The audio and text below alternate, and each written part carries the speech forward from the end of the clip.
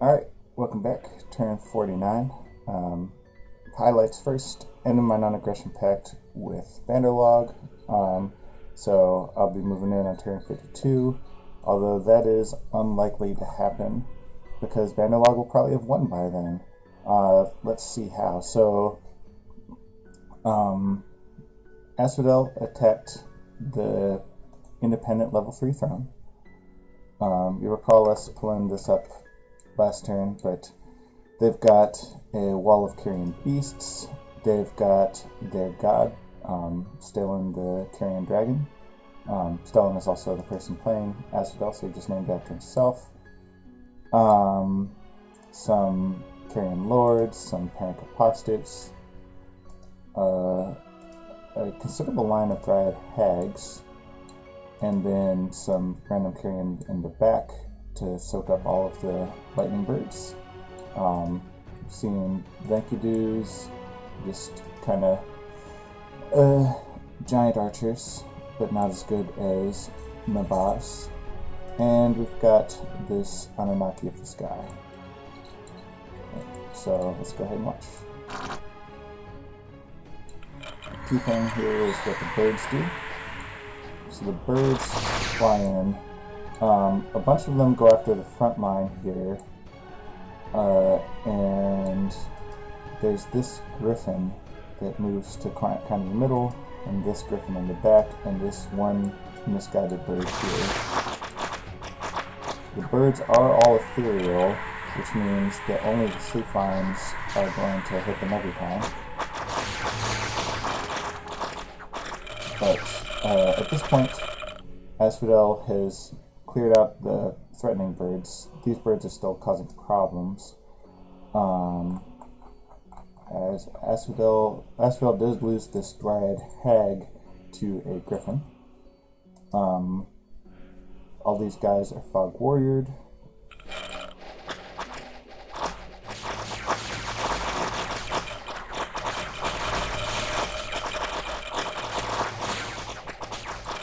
Stalin is popping the soul vortex. Let's go ahead and see what some of those dryad hags have been up to. So, roots and then just a bunch of skeletons. Just a bunch of animate skeletons. It's kind of interesting to me.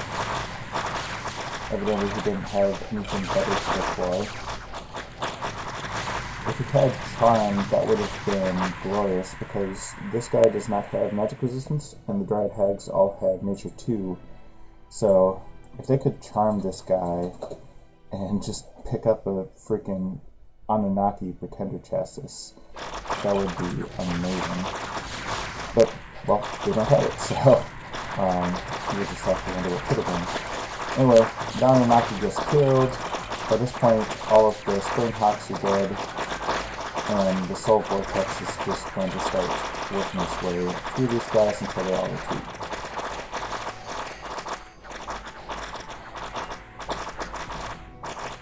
No battlefield-wide effects, no foul vapors, nothing like that, just straight up manpower.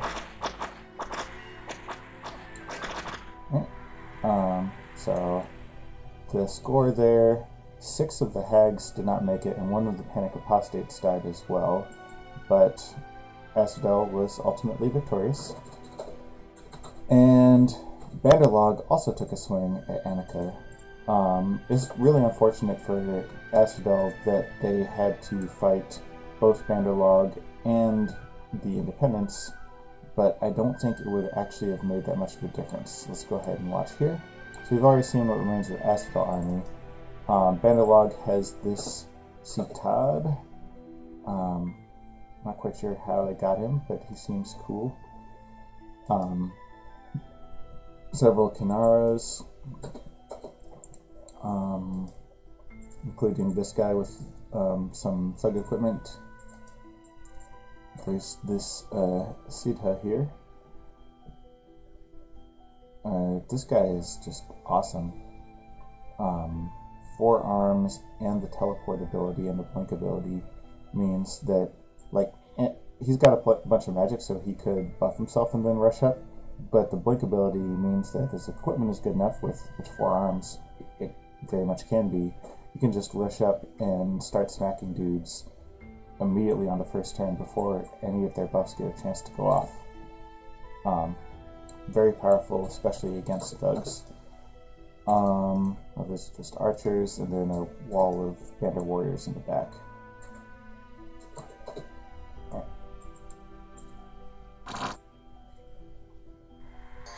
So, Bandalog sets up a mini communion. Only 4 slaves in it. And they put up this spell. So now all of their dudes are on fire. I think he was, so he cast Ignite Souls, which is enchantment 8, and it gives all your dudes fire shield. And since Asphodel doesn't have any type of rain effect or anything like that, all of these guys are just going to immolate themselves on that fire shield. It would have been a tough battle for Asphodel even without it.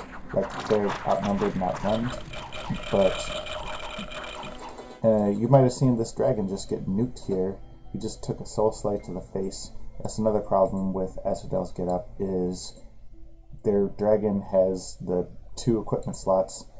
One of them was a regen item. I don't remember what the other one was, but his magic resistance was still 19, which is just not good enough for a fight like this.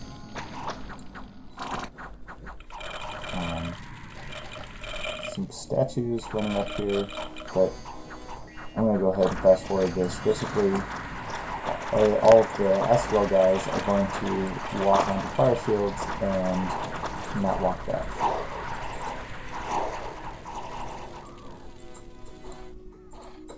So the result was a crushing victory for Vanderlog. They lost 10 dudes, of which only one of them was a sacred, and no mage losses, while wiping out almost all of Asphodel's mages, including Asphodel's god. And they've got a Holy 3 there, that guy I was gushing over, so they're going to be able to claim this throne right away, which is worth 3 points. So we go ahead and look at the throne score. They need 9 to win. They have 4. They're going to pick up 3 more for 7, so they just need 2 more after that. They have 3 thrones that they've claimed already, but they're sitting on more than 3 throne provinces because they have 1, 2, 3. Where are their other throne provinces? I think this one? That would make 4. And okay, so that's the same one. That's just a wraparound. I guess, so if that's a 2-point throne, then they just win. If it is not, then maybe there's still some more fight to be had. Either way, this was a huge victory for Vanderlog. And when they start attacking me, I mean, they can just push this force further east. Asphodel itself is right here, is surrounded by stubbornly resilient Facia. If I'm Asphodel, I try to sue for peace with Facia and face off against Vanderlog, but I don't think that that is in Asphodel's personality, even though that's probably the only way that they can win. At my borders, Vanderlog has a decent sized crew here, and here, as I talked about before, I have these groups of lions ready to infiltrate and start. What are they gonna do? I guess just start elfing them, really. Let's take a peek and see what's going on at this throne, but I'm quite confident that Vanderlog is in possession. And we'll go from there. My foul spawn here are not nearly enough to take this guy out, but these guys will be moving out. And my plan for dealing with for dealing with the fire shield is going to be to hope that Marble Warriors basically, because it is armor piercing damage, and Marble Warriors will help with that quite a bit. So I'm going to be throwing that down. I'm also going to be throwing down some earthquakes, and just like it'll be a bloody ass battle. But I'm just trying to rely on the fact that my dudes will have more protection and will have more HP, and we'll see if that works. Other battles, Winter Peaks. So Vanderlog just pushing out 1 point of PD. These grooves here, they look kind of like they're floating, but they're not actually floating, which is important because that means that Earthquake can hit them.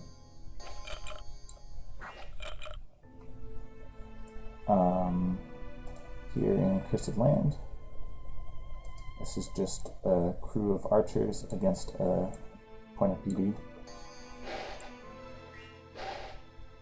And the archers are not very good, but this guy only has 3 protection, so eventually they will get there. Like, I mean, I say they're not very good, they're quite cost efficient, and they're sneaky, but no one was ever scared of Atavi archers with short bows.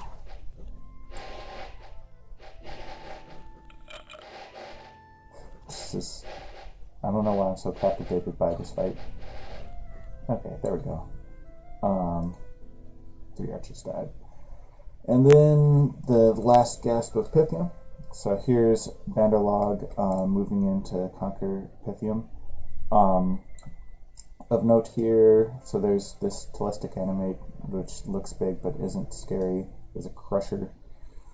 And then there's a Mini Communion led by Kapanga the Monument. He's responsible for the Eyes of God, and he has 950 HP and 34 protection. But that's pretty much all he's got. So this guy's storm in. And we'll take out the Crusher post haste. Gelatinous cubes never scared anybody. They murder the Communion, and then they go to surround the Sphinx.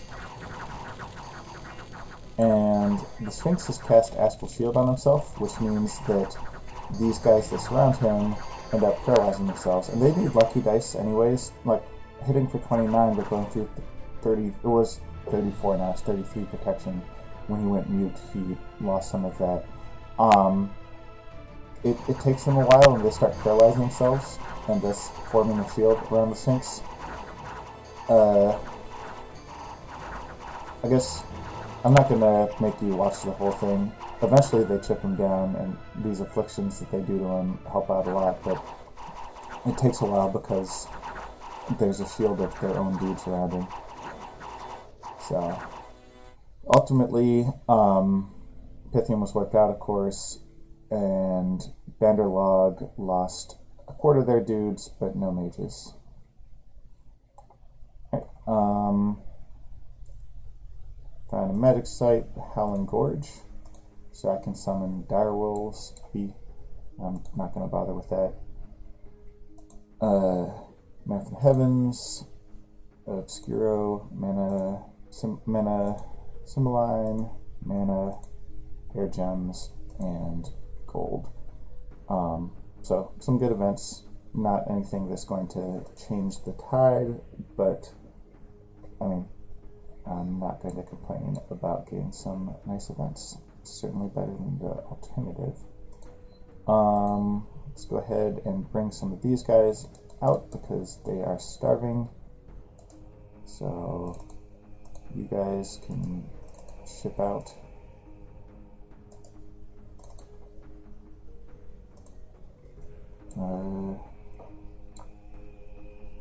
Whatever. Let's just throw them there, I guess. They can patrol out all this blood hunting I'm doing.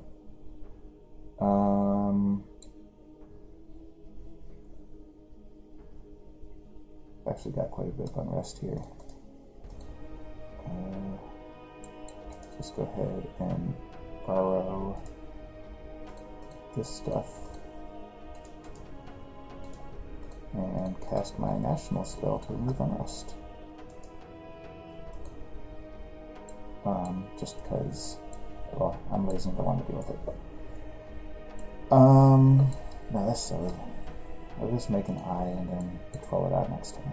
And then I'll have the eye to hang out for later.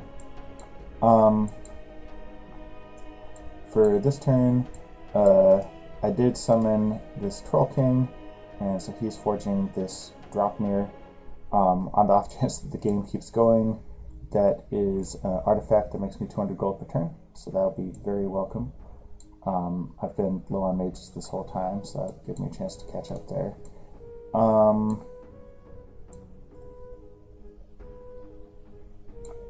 I am interested in casting Akashic Record on Vanderlog again, just to see what the magic ratio is looking at right now.